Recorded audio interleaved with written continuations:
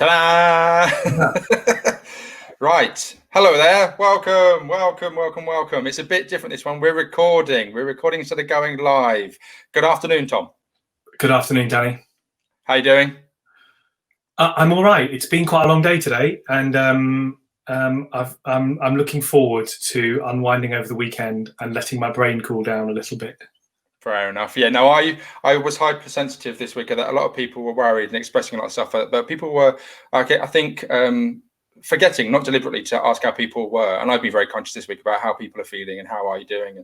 And I think I think that word "okay" is kind of has a lot of people. There's worries, anxieties, but they're trying to stay strong. Anyway, so this is the second of 4 Q&As. So of course we did the first one last week, and now we're recording it so we can obviously broadcast it at a more convenient date, because some people obviously weren't able to watch us at midday on a Friday.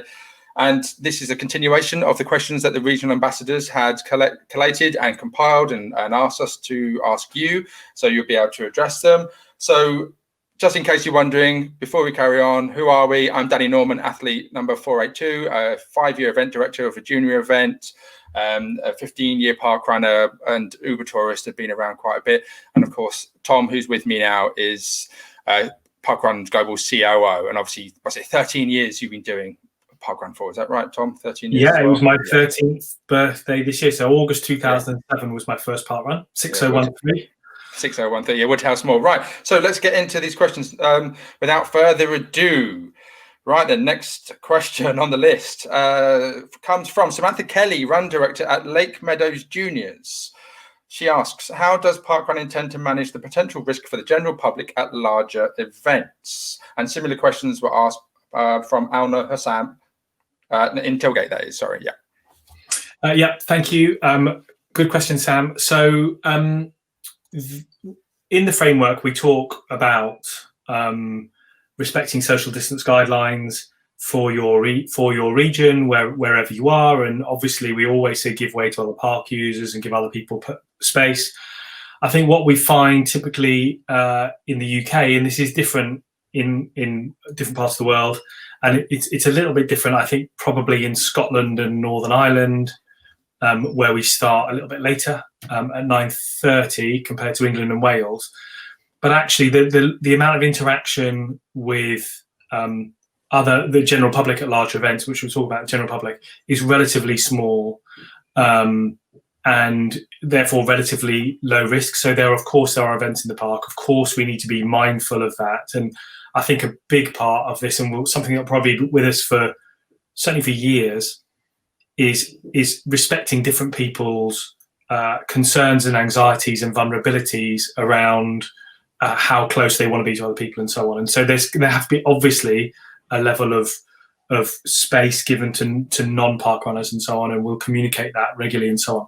In terms of the actual risk, I think the risk would be exceptionally low. Remember, we're not looking at coming back now. I think the numbers are out today in the UK. I think is it about 1 in 150 people, I think, are predicted to have coronavirus at this point. When we looked coming back in England in September, October, it was 1 in 2,000. And that may or may not be the number it is when we try and come back. But when we do come back, clearly community infection is going to be relatively low. And so the risk to other members of the public, the general public, in parks at 9 a.m. or 9:30 a.m. in the morning, I think will be pretty small. Okay, fair enough. And that's a very brief answer. So I wanted to highlight that because, of course, we're going to have questions that are actually quite short in their response time. So, of course, if you're wondering about how long this will be, it's not going to be very long. It's a lot more digestible. That's why we're breaking it into other parts too. Brilliant. Right, next question. And then we've got 3 questions. Actually, the first one from the same person, I should say. Sophie McKay, co-event director at Wimbledon Parkrun. Assuming we still have national restrictions in place, is there a plan to solicit the views of the wider public RE parkrun returning, not just park runners? So you would expect, I think that's probably correct, that when parkrun events come back in the UK, and this is obviously a UK conversation, there will be a level of restrictions in place. Even if we didn't come back for a year, there might be a level of restrictions in place. I think soliciting the views of the wider public is typically a really difficult and challenging thing to do. I think you can do a good job of estimating and predicting and forecasting, of making a judgment call on how you think parkrun events would be received. And so as we built into the previous attempt to reopen, we were expecting at that time, as was everybody, football crowds to be back, and we were expecting universities to be back, and we were expecting schools to be back, etc., and other things. And some of those happened. Schools came back pretty well. Universities come back, and it hasn't gone so well. Football crowds haven't come back at all. Those things feed into our own judgment all the time as to how we feel it would go down. And in fact, the not reopening Poland at the weekend gone, we actually had, I think, permissions from 70 of 75 events. We were fitting within the legal guidelines, and we had all volunteer teams wanting to do it, an overwhelming number of park runners wanting to do it. But because of the direction of travel of the virus over the week or two leading up to it, it was very sudden. People are following these things. That was very, very sharp over the last couple of weeks. We actually took the decision that we felt as a global leadership team it wouldn't be appropriate, largely because of the views of the wider public in the areas that those event teams were going to in Poland. That we actually pulled at the last minute the reopening of Part 1 in Poland. So we do think about those things a lot. Actually, like surveying them or anything a bit more objective, a bit more robust would be difficult. So we consider it all the time. No specific plans to actually really canvass their views in great detail. Yeah, fair enough. Thank you. I just wanted to say very quickly, Tom, my internet's been a bit dodgy this morning, so hopefully it holds on. I don't disappear. So fingers crossed, because I know you both. Crisp and sharp as normal to me, Danny, today. Thank you very kindly. And Sophie then goes on to ask again, obviously this is about public perception and PR, so in that particular category, what is the plan for handling the public relations around a parkrun return? So I think that's going to be very specific to the time we return and how we return and what position the world's in. And we saw that firsthand when we announced the reopening or the intended reopening in England, where the PR was exceptionally positive, probably the most positive announcement we've ever made amongst park runners, amongst non-park runners, for about 24 hours, of course. And then the 6-person rule came in, and things changed, and restrictions came in, and I think the Northeast went into a level of lockdown, and then very quickly that changed. But over the course of 48 hours, really, it went from being main news story on the main BBC and ITV news, and radio phone-ins with Jeremy Vine, and I was on Emma Barnett's show, and everybody was just exceptionally positive, to within 48 hours it was completely the opposite. And so I think a lot of that, how do we handle those public relations around a return, would be dependent on the time that we returned in, and it's difficult to predict that right now. It sounds like a politician's answer. We're committed to doing it right, and we have a communications team headed up by Russ Jeffries that are really capable, and hopefully we'll make the right decisions at that time. Yeah, fantastic. May I say, or may I ask even, have you got a lovely bird outside your window chirping away? Can you hear it? I have. Yeah, fantastic. That's lovely. It's a bit nice, this extra piece, though, isn't it, in a way? It's a silver lining to the lockdown. It's the additional wildlife sounds. And then Sophie then asks another question, says, will HQ provide us with information to help in handling potential objections from non-park runners once parkrun is back up and running? Absolutely. Also asked, by the way, Kay Farrow from Beverley, Westwood, Alison Hogg from Beeston, John Laws, Blythe Links. It's a common thing. Absolutely. That's actually something that we're pretty skilled with in normal times. So, around the world, every week, there will be objections from non-park runners about parkrun being there. Obviously not about COVID in normal times. But actually we have I think as I referred to in the last week's Q&A, we have a really skilled event support team in the UK, headed up by Helen Hood, over 500 volunteering instances, and an event director for the last nearly 10 years, and Joe Sinton Hewitt, who has been supporting events since literally event number one. Helen and Joe and the team around them, it's not just those two, do an incredible job of providing that level of support. I think absolutely, that is something, again, we would address in a countdown to a return over the kind of the couple of months leading into a return. Remember, we're not going to suddenly announce we're coming back in a week's time or in 2 weeks' time.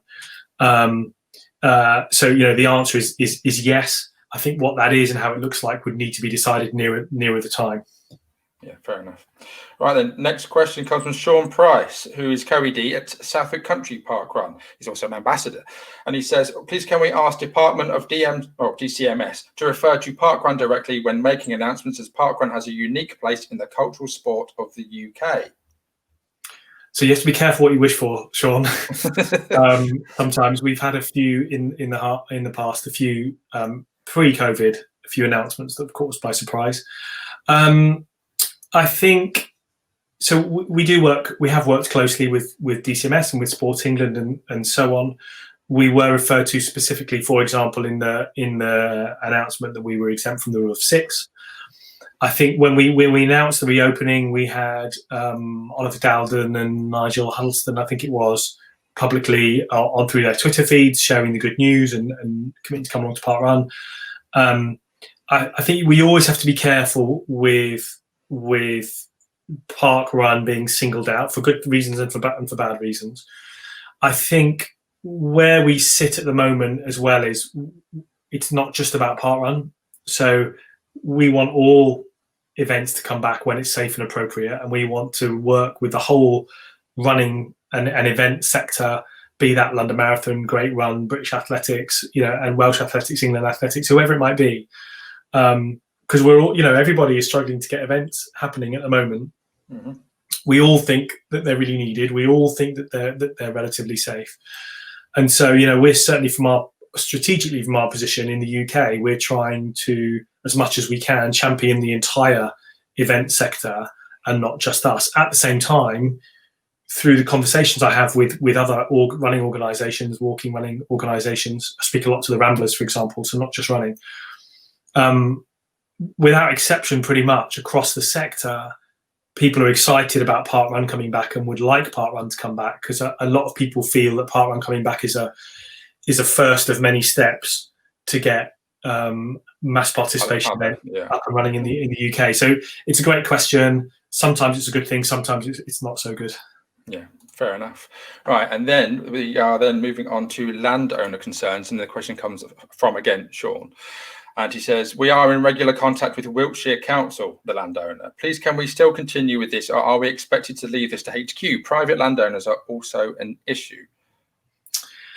Yes, so the topic of permissions is a challenging one, and it's really complex in terms of the politics of who do you ask first, and who can really say yes, and who can really say no, and who do you need to collaborate with, and it is really difficult. And where we've got in England, for example, 850 landowners, roughly. Some of them will have 2 on, so juniors and a 5K. Juniors as well, yeah. Mm-hmm. Across the UK, there's about 1,100 or 1,200 landowners. It's an immensely complex and difficult thing that I'm not sure we've unlocked the key to. I mean, we had a meeting this morning with our Asia Pacific team around bringing Japan back, and Chiaki, who's absolutely fantastic, and leads our activities in Japan, she'd just rung all the landowners up and had a conversation with each one of them. And what's Jackie's last name, by the way? Sorry. Chaki Okada. Okay.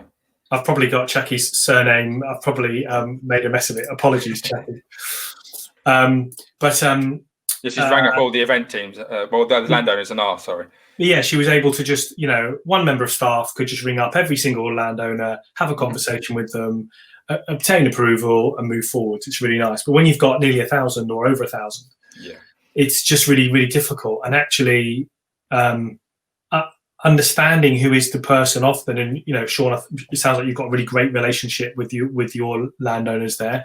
That's not always the case. Sometimes it's not necessarily negative, but you might not have heard from them for a number of years and so on. And so it's difficult. What I would say is, if you have a good relationship and you're in conversations with a landowner, fantastic. Keep those conversations going. Feel free. It's all about relationships. That's really, really important.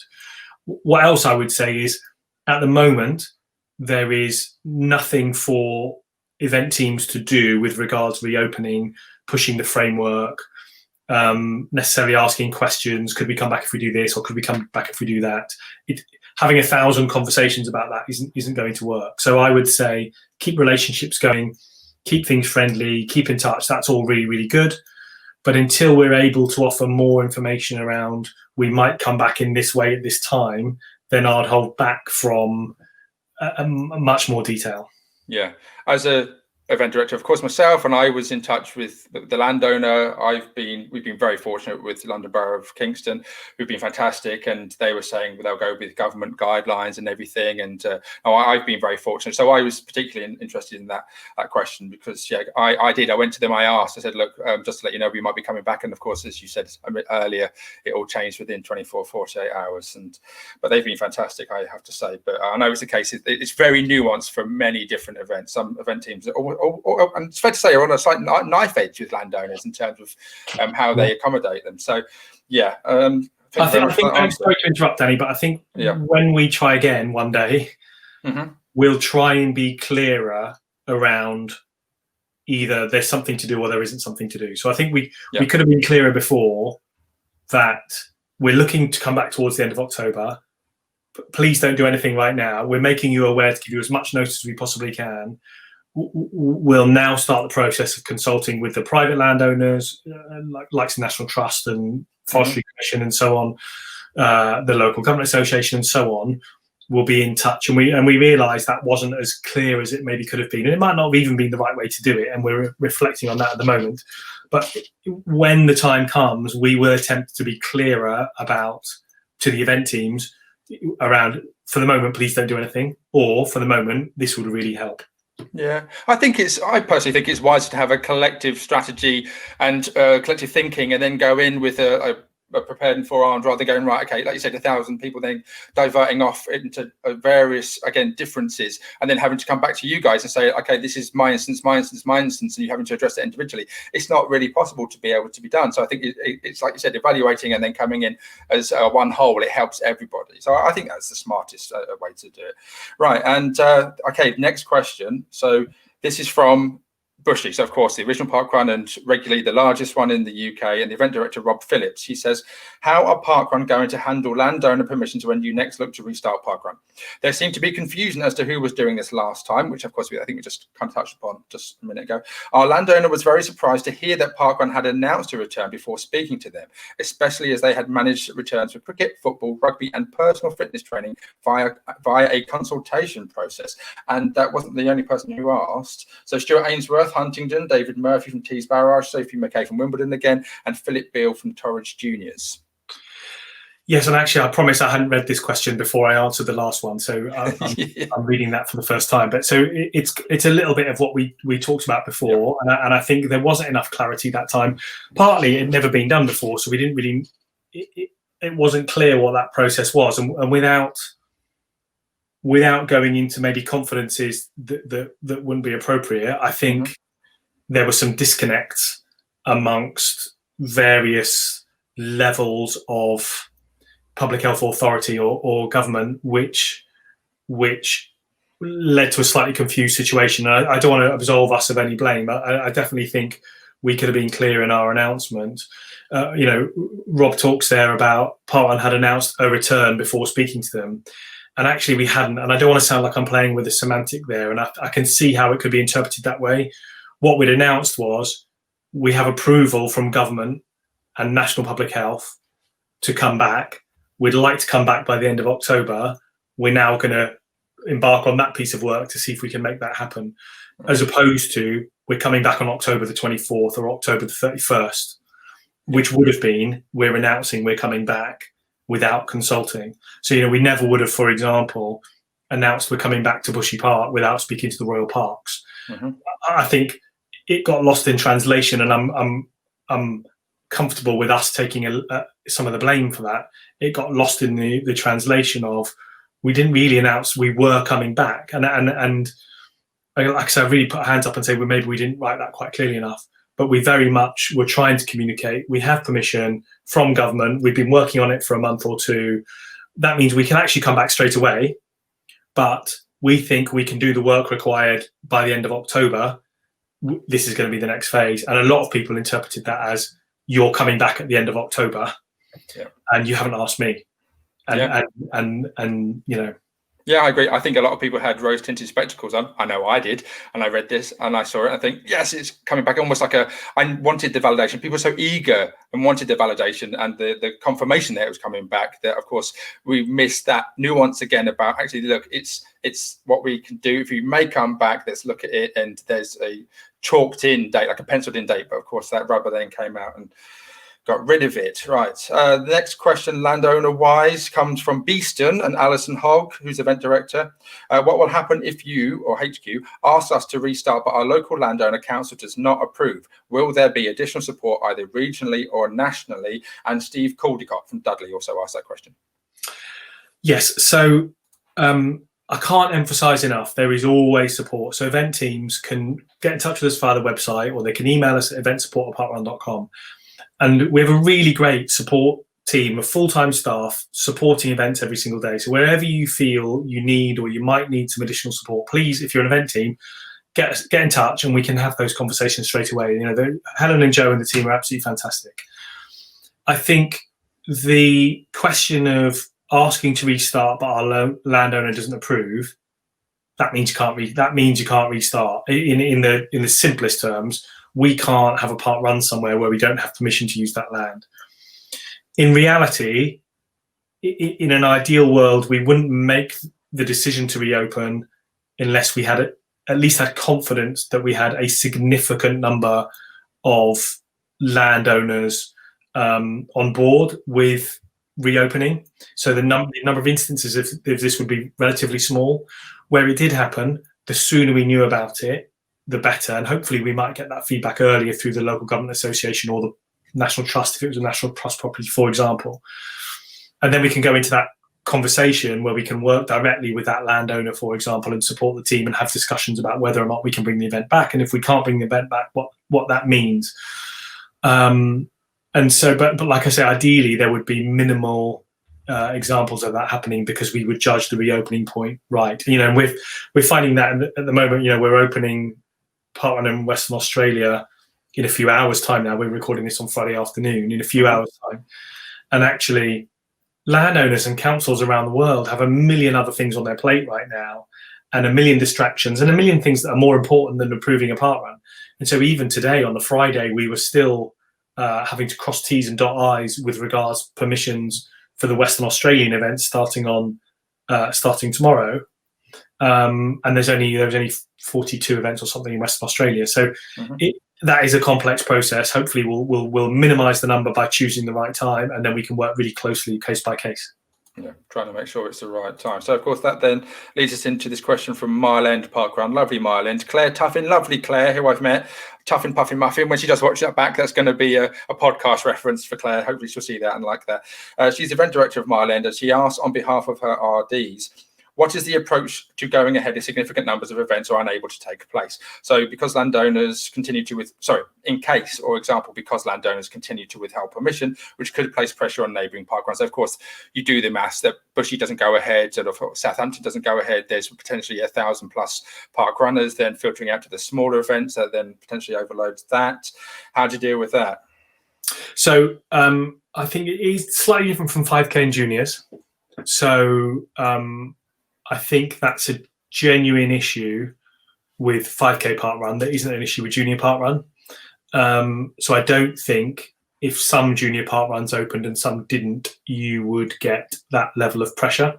Can I confirm that? Because we have some big ones that have cancelled around my own one, and our numbers have never gone up significantly. Yeah, I mean, we might get 5 or 6 people pop over from the cancelled larger event, which is twice our size. That's about it. So yeah, I have first-hand anecdotal sort of evidence of that, I guess. Well, it's fact, therefore. Yeah, fact. Yeah. But clearly, it's a big issue with 5K events. You know, yeah. Clearly. And so, again, not wanting to just use the same answer as previously, but I think if significant number of events were unable to take place, we wouldn't be reopening 5K parkrun. And so that's something we take into account. I think that where you're most likely to get that is where if we opened, for example, if we opened England and not Wales or something like that, and so you had a legitimate circumstance to open parkrun in one defined region, England, and you couldn't open them in Wales, and you felt that the gap was going to be too long in terms of time to justify keeping one side closed for longer, and then you do have that issue of people going over the border, for example. Again, it's often less than you think. When Parkrun Ireland closed and Parkrun Northern Ireland stayed open for a week in March, we saw very few people. I mean, it was 40 or 50 people, I think, who were registered to do Republic of Ireland events, turned up at Northern Ireland events, which is small given the overall numbers. But yeah, hopefully we wouldn't be that in the position. Clearly, we could end up in that position here in Harrogate, for example. Harrogate Parkrun on the Stray, on public land in the middle of town. We've got Fountains Abbey on World Heritage Site National Trust around the corner, and Conningham Hall in Knaresborough. And let's say Conningham and Fountains, which are, maybe Conningham might be actually managed by the same people as the Stray, but let's say those two didn't open, Harrogate would almost certainly be overwhelmed. So we need to think about that. Again, we'd have to deal with that at the time and see who's open, who isn't, and what the implications might be. And it might result in some additional closures where we say we're just going to have to close that one because it's already at capacity. You know, Woodhouse Moor, 3-lapper, 800 people, really couldn't go to 1,500. So we might have to take additional measures at the time, but we'll deal with it on a case by case. And remember, we're months at this point. I think I can say without surprising anybody or letting them down, we're months away from reopening 5K parkruns in the UK. Ouch. Yeah, you're fair to say. I know. I don't like to hear those words. It hurts, doesn't it? It really does hurt. Really hurts. Yeah. Anyway, next question. Boddington Juniors from Joe Scantlebury, event director. How will you approach restart seating events within local lockdowns and within the anticipated 3-tier government system, particularly in relation to preventing surges to other nearby events? And this, of course, comes under the government tier system category. Yes, I think Joe's asked this pre the tiers being announced, and now they've been announced. Yeah. So it's largely hypothetical, of course, because we're not looking to come back now. I think so. We have to kind of think forward as to what it might look like. The tiers are changing all the time, aren't they? In terms of what they really mean. Yeah. We have seen, for example, I think today or maybe yesterday, gyms were closed in some tier 3 regions, but not in others. I think they were closed in Liverpool, but not in Manchester. And I think there was a bit of an outcry over that, and now gyms are open in tier 3 in Liverpool. So it might be that actually we were able to bring Parkrun back, and it was able to come back in all 3 tiers. And if there was still even a tier system then or whatever it looked like, who knows? But that would be fine. At the same time, it would be really easy for us to say, for example, they can be open in tier 1 but not in tier 2 or tier 3. For example, I think so Joe's from local Parkrun, junior Parkrun local to me here. I don't think there's an issue because, of course, you say preventing surges to other nearby events. I just don't think you'll get surges to junior events. If all the Leeds Park junior Parkruns were closed, but Harrogate Juniors, my local juniors, was open, I don't think we'd get a huge influx. Now, we might get 5 or 10 or 15 kids coming over, but I don't think we'd get a huge influx. Now, I could be wrong about that, and we make judgments at the time, and we might change our position. So I don't think you see that in junior Parkrun. I think you could see that in 5K Parkrun, where, for example, Newcastle goes into a tier 3, let's say, and that means 5K Parkrun can't happen, or any Parkrun can't happen. And I'm going to, my northeast geography is going to let me down here, but let's say Durham, if that's below it, stays open. I think from a junior perspective, I don't think you're going to get a significant number of junior parkrunners coming down and taking part in Parkrun in Durham. But with all the parkruns around the Newcastle area, you could see that overwhelming events in Durham, for example. But again, we'd have to look at that on a case-by-case basis, and it might be that we'd have to cancel in that situation. That all sounds incredibly complicated, but partly that's one of the several reasons why we're not open now. We're not going to open events where there is a risk to it becoming just massively complicated, and you close this and open this, and suddenly you close that and you have to open this, and if you close that and that has a knock onto this. So partly, I guess my request to the Parkrun UK event community is to be patient with those kind of things, and wait to the point, which is probably months away, of saying, okay, we think we can come back, and we can come back like this at this time. And if we do our jobs right, that will be in a simple process that isn't hugely vulnerable to, oh no, this has gone into tier 3 on a Friday evening, that means this is cancelled and that's a problem for this. So hopefully it will be more simple than that. Okay, fair enough, thank you. Right, and another question, last one on the list, and we're going to go back to Sophie McKay again from Wimbledon. And as a matter of fact, we're going to go back to Landowner Concerns. This is the last one in this part 2 of the Q&A system. How much resistance did parkrun receive from landowners to the previously proposed reopening of parkrun, and was this a material consideration in the decision not to reopen? If so, do HQ have any views on what needs to happen in order to gain adequate landowner support in the future? So, of course, I think we touched upon a lot of that, but I wanted to give the credit and credence to the question. Yes, and Simon Williams from Stratford Junior said as well. Yeah. So, did we receive much resistance from landowners? Yeah, I think it's probably fair to say we did. I think but it varied massively. And so we've got private landowners, we've got local authorities, we've got really rural events, town centre events, multi-lap events, and there was amongst landowners, land managers, there was a whole array of views. I think overwhelmingly people wanted to support parkrun coming back. At the same time, when we talk about landowners, but at the same time they had loads of questions, and we had a number of landowners say, "Yeah, great, we would give you permission straight away," and we had a lot more. I'm sure it's fair to say, saying no. When you drill down as to what were those concerns. Most of the concerns, I would say, came from local directors of public health, understandably. So again, I mean, everybody at the moment in that kind of area of public health and local council, they're so kind of pulled between pillar and post. They've got so much stress and so many important things, and a parkrun event coming back isn't at the top of their list. Mm-hmm. I think if you think about the question really is, do we have any views on what needs to happen in order to gain adequate landowner support in the future? I think around landowner support, the most important group is almost certainly the local directors of public health, and so we'll be looking to engage with them earlier, a little bit more. Getting them a bit more comfortable. So the first time round in the UK, it was England specifically, because that was where the government guidance changed. We went for a more central approach with regards to public health, so national level, chief medical officer's office, and that group more, and they were really helpful and really supportive and really engaged, and that was a great process. But actually, I think looking at that another attempt, whenever that might come, then I think it was interesting to learn about that dynamic between local public health and national public health, and so we'll definitely be directing more of our efforts towards local public health specialists. Okay, brilliant. Thank you very much. Right, there you go. Gone through the questions in half an hour. Blimey, are you feeling okay, Tom? Quick, brief, digestible. Fantastic, brilliant. Okay. Well, thank you very much for watching, guys. Hopefully that's given some more insight and some more answers to the questions that you guys have been holding.